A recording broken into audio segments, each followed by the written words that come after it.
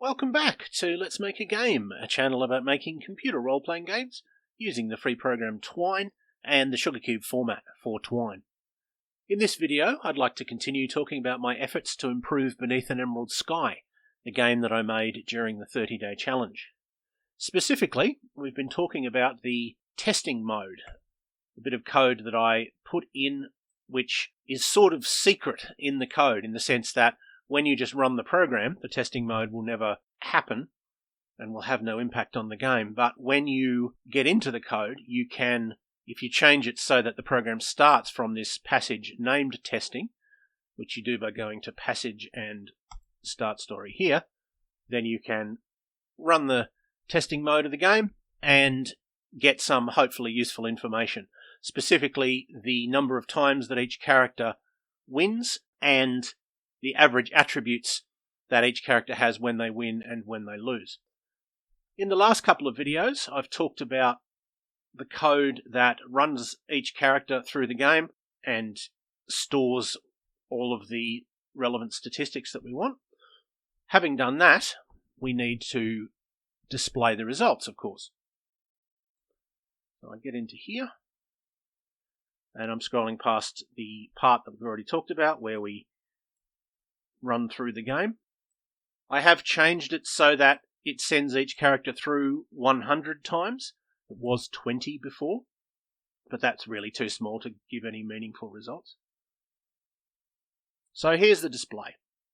We have a for loop that goes from 1 to 4 because there are 4 different characters that the player can choose in the game.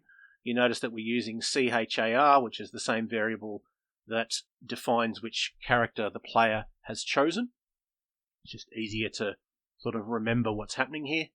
So we print something like character 2, the gambler, for example, won 28 times, as an example of a message that you might get.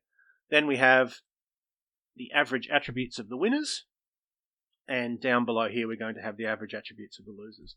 They both work very similarly. They're both tables. So we set up a HTML table. We have a for loop that goes from 1 to attribute underscore name dot length minus 1. That's a bit of code that we see quite a bit in this program because this is a way that we get it to go through all of the attributes. This gives you the number of attributes. We print a cell that says something like stamina, colon, or strength, colon, whatever it may be. Then we print the important number. So this is pretty long bit of code, so let's go through it. Firstly, it's math.round something. Well, what is math.round? Math.round just rounds whatever's within the brackets to a whole number. So if it's 2.8, it will print 3. If it's 2.2, it will print 2. We could print the exact figure, but that sort of precision isn't terribly useful. We're never going to get sort of perfect balance. The difference between 10.2 and 10.4 isn't really of interest to us. We're looking for differences of sort of 3 or 4 points between the attributes of the winners and the attributes of the losers. So we round it to an integer, to a whole number.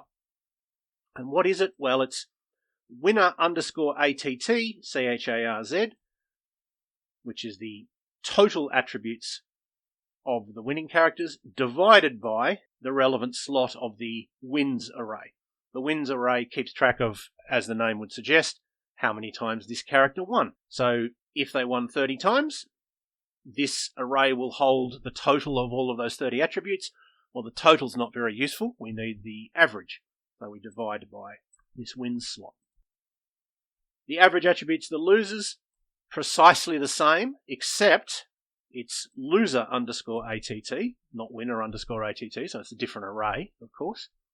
And it's not divided by wins, it's divided by runs, the number of times we go through the game for each character, which is currently 100, minus wins, because of course this is the number of losses.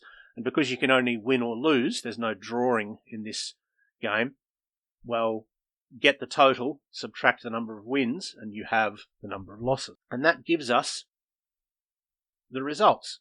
Now, unfortunately, it looks like we are out of time. So actually, I won't be able to talk about what the results were when I ran this. I will have to do that next video. But I will leave it there for now. I hope that was useful or interesting to at least some of you, and I hope you will tune in next time.